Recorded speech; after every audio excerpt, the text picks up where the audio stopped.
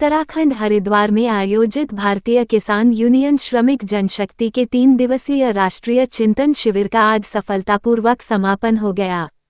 देश के विभिन्न राज्यों से आए किसान प्रतिनिधियों, मजदूर नेताओं एवं संगठन के पदाधिकारियों ने कृषि संकट, किसानों की घटती आय, भूमि अधिग्रहण, बेरोजगारी, शिक्षा, स्वास्थ्य, सामाजिक न्याय तथा संगठन विस्तार जैसे महत्वपूर्ण विषयों पर गहन मंथन किया।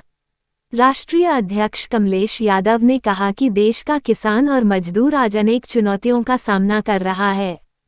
खेती की लागत लगातार बढ़ रही है, जबकि किसानों को उनकी उपज का उचित मूल्य नहीं मिल पा रहा है। उन्होंने कहा कि किसानों की कृषि योग्य भूमि सत्येंद्र कुमार मौर्य है। मैं राष्ट्रीय प्रवक्ता भारतीय किसान यूनियन श्रमिक जनशक्ति ये 3 दिवसीय चिंतन शिविर में आया हुआ हूँ। हमारे राष्ट्रीय अध्यक्ष भाई कमलेश यादव जी के नेतृत्व में ये 3 दिवसीय चिंतन शिविर का आयोजन किया गया।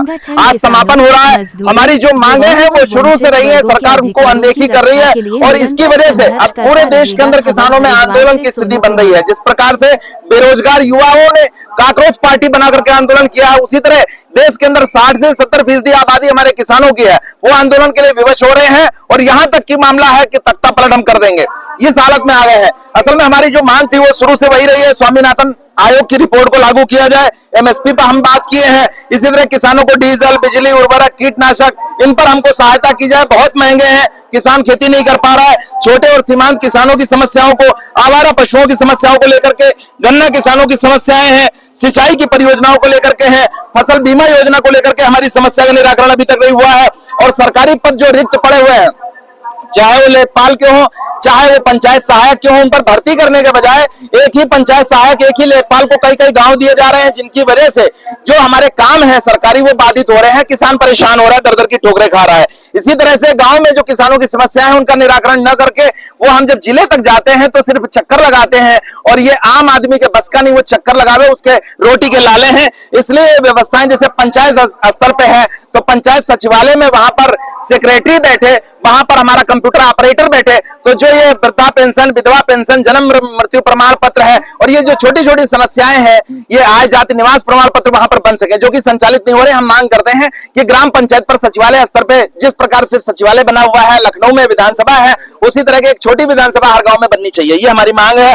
देश के सभी किसानों, खेत मजदूरों, असंगठित क्षेत्र के जो हमारे मजदूर हैं, उनकी मजदूरी सरकार में मनरेगा की बहुत कम रखी हुई है और इन्होंने नाम भी बदल दिया है, इसका राम जी करके कर दिया है।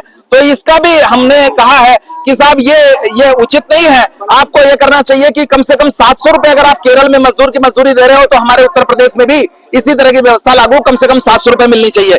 तो ये 18 साल से जो ऊपर के लोग हैं उनको वोटर पेंशन की मांग की जा रही है कि जो 18 साल के ऊपर बेरोजगार हमारे साथी हैं उनको वोटर पेंशन दी जाए। सार्वजनिक वितरण प्रणाली जिसको हम सस्ते गल्ले की दुकान कहते हैं, वहां पर भी भारी भ्रष्टाचार है, इसको सुधारा जाए।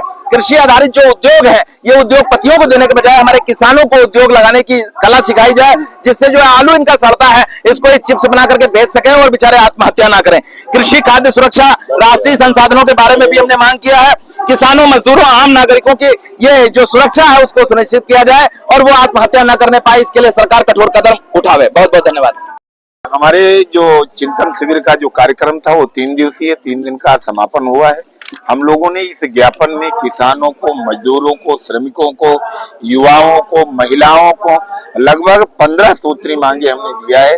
देश के हर उस सिस्टम को और देश की हर उस प्रजाति को, देश के हर समस्या को ध्यान में रखते हुए 15 सूत्री मांगे हमने जो महामहिम जी को संबोधित यहाँ के जो नायब तहसीलदार हैं उनके माध्यम से दिया गया है।